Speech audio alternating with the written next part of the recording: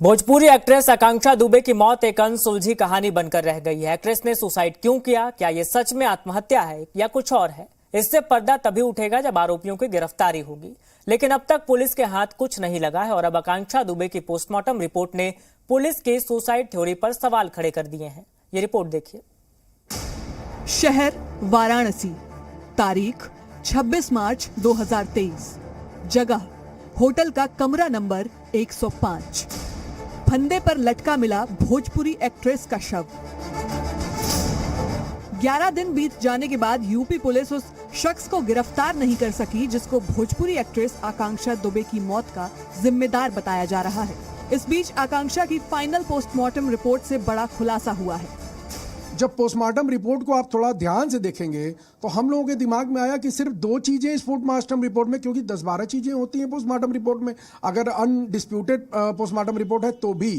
तो हम लोगों ने इसका एक्सपर्ट एडवाइस लिया और उसके बाद फिर हम लोगों ने देखा तो ये पता हुआ कि उनके स्टमक में खाद्य पदार्थ नहीं पाए गए। और एक और बयान आया कि 11,000 रुपए एक्सपेंड किए गए थे उस पार्टी में जो खर्च हुए थे। तो जब आकांक्षा दुबे ने वहां कुछ खाया नहीं, कुछ पिया नहीं, पोस्टमार्टम रिपोर्ट में ऐसी कोई सूचना नहीं आ रही है, तो किस आधार पर प्रशासन ने यह सूचना जारी कर दी कि उनकी जो है वो ड्रंक थी और उनको अपने से मौत हुई। पोस्टमार्टम रिपोर्ट के आधार पर आकांक्षा के वकील मौत पर सवाल उठा रहे हैं तो पुलिस का दावा है कि आकांक्षा ने आत्महत्या ही की है। लेकिन अभिनेत्री की मां मधु दुबे ने अपनी बेटी की मौत को हत्या बताते हुए भोजपुरी गायक समर सिंह और उनके रिश्ते के भाई संजय सिंह के खिलाफ रिपोर्ट दर्ज कराई है। बोलता है ऐसे कैसे तूने बोल दिया, तुझे मैं गायब करा दूंगा, तुझे मैं गायब करा दूंगा।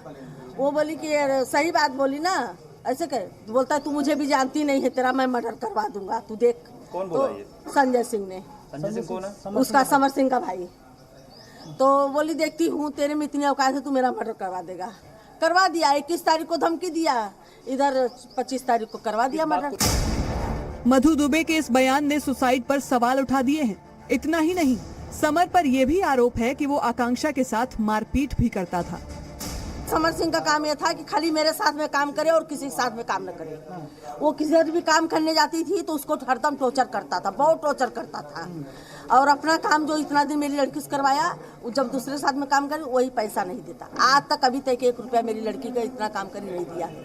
और उसको उल्टा टॉर्चर मारता पीटता, गाली गलौज। मैंने भी 2-3 बार गई, बोली क्या तेरी पाप पलटी है, क्यों मेरी लड़की पर हाथ उठाया। आकांक्षा को घटना वाली रात किसी पार्टी में आखिरी बार देखा गया। होटल के मैनेजर की माने तो जब वो वापस आई थी तो उनको छोड़ने एक युवक भी साथ आया था। पुलिस ने युवक की पहचान टिकरी के रहने वाले संदीप के तौर पर की है। वो आकांक्षा को पहले से जानता था। सारनाथ पुलिस ने संदीप को हिरासत में लेकर पूछताछ भी की है। साथ ही पुलिस ये भी पता लगा रही है कि आकांक्षा कहां और किस पार्टी में गई थी। उस पार्टी में ऐसा क्या हुआ था कि वहां से लौटने के बाद वो आत्महत्या करने को मजबूर हो गई।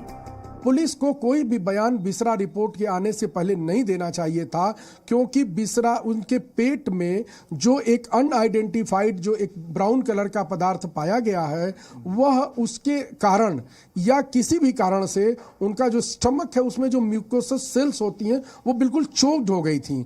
और वो चोक तब होती हैं जब कोई हैजार्डियस पदार्थ पेट के अंदर जाता है। पोस्टमार्टम रिपोर्ट आने के बाद सवाल यही उठ रहा है कि आकांक्षा के पेट में मिला भूरे रंग का पदार्थ आखिर है क्या।